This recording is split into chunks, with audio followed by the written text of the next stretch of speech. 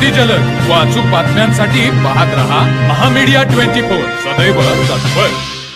कोल्हापूर जिल्हा परिषद हातकणंगले पंचायत समिती तसेच पशुवैद्यकीय चिकित्सालय टोप यांच्या संयुक्त विद्यमाने पशुपालक शेतकऱ्यांना 100% अनुदानित मक्का बियाण्यांचे वाटप करण्यात आले। स्वातंत्र्य दिनाचे औचित्य साधून छत्रपती राजाराम विकास सेवा सोसायटी येथे या कार्यक्रमाचे आयोजन करण्यात आले। जिल्हा परिषद सदस्य सोनाली सावंत, पंचायत समिती सदस्य मुकुंद पाटील व कपिल पाटील, लोकनियुक्त सरपंच तानाजी पाटील, पशुवैद्यकीय अधिकारी डॉक्टर प्रवीण नाईक, कृषी अधिकारी अमोल कोरे, राजाराम सोसायटीचे चेअरमन अभिजित मुळीक व व्हाईस चेअरमन कृष्णात पुजारी यांच्या हस्ते मक्का बियाण्यांचे वाटप करण्यात आले। या उपक्रमास पशुपालक शेतकऱ्यांचा उत्स्फूर्त प्रतिसाद मिळाला।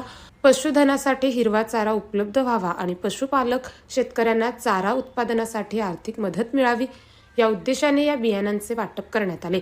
या उपक्रमामुळे पशुपालकांना चारा उत्पादनासाठी मोठी मदत होणार असून पशुधनाचे संगोपन तसेच दुग्ध व्यवसायाला चालना मिळण्यास हातभार लागणार आहे।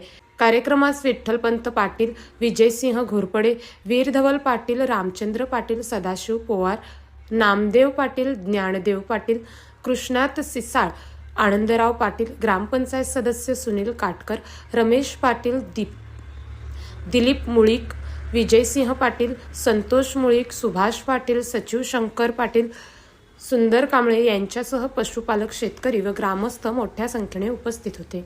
चला सबस्क्राईब करायला विसरू नका महामीडिया 24 न्यूज चॅनलला। महामीडिया 24 सदैव तत्पर।